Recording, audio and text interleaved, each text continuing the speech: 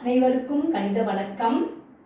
இப்ப பார்க்க போறது பின்னம் பற்றிய ஒரு பாடல் வழியாக நான் பாட போறேன்.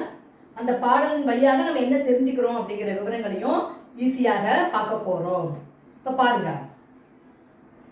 காலும் காலும் நுரையாகும், கடலில் உள்ளது நுரையாகும், காலுடன் அறையை சேர்த்தாலே முக்கால் என்றே பெயராகும், முக்கால் என்றே பெயராகும்.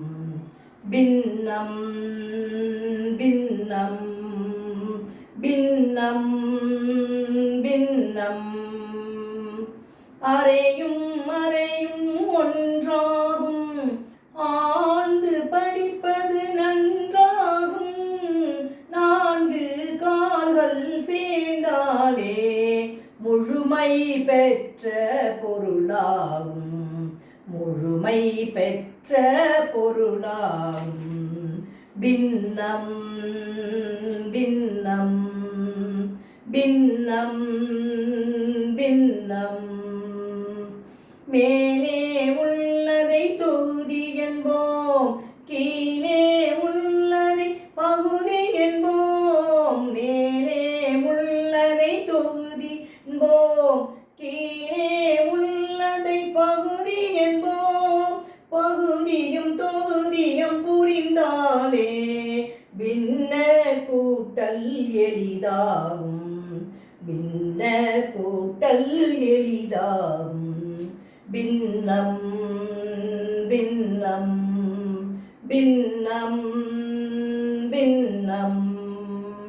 இந்த பாடல் வழியாக நாம் தெரிஞ்சுக்கிட்ட விவரம் எளிதாக மனதில் பதிகிற மாதிரி இந்த பாடலை பாடியிருக்கேன். இப்போ பார்த்தீங்கன்னா காலும் காலும் சேர்த்தா என்ன ஆகும்? அரையாகும். காலையும் காலையும் கூட்டினால் அரை. அதே மாதிரி பார்த்தீங்கன்னா காலோட அறையை சேர்த்தால், காலோட அறையை சேர்க்கிறப்ப என்ன கிடைக்கும்? முக்கால் அப்படிங்கிறது கிடைக்கும். இது எளிதாக நம்ம சொல்றதுக்காக இந்த பாடல். அடுத்து பார்த்தீங்கன்னா அறையும் அறையும் சேர்த்தோம்னா ரெண்டு அறையும் சேர்த்தா எவ்வளவு வந்துடும்? ஒன்று கிடைக்கும். அதே மாதிரி இப்ப பாத்தீங்கன்னா அறையும் காலும் சேர்ந்தா முக்கால், காலும் காலும் சேர்ந்தா அரை. அதே மாதிரி நான்கு கால்கள் சேர்ந்தால் என்ன வரும்? ஒன்று கிடைக்கும். நான்கு கால்களை கூட்டினால் கிடைப்பது ஒன்று. இந்த மாதிரி அப்புறம் மேலே உள்ளது தொகுதின்னு சொல்றோம், பின்னத்தை பொறுத்த வரைக்கும். கீழே உள்ளது பகுதின்னு சொல்றோம். இந்த விவரங்களை இந்த பாடல் வழியாக நம்ம தெரிஞ்சுக்கிட்டோம். புரிஞ்சுங்களா?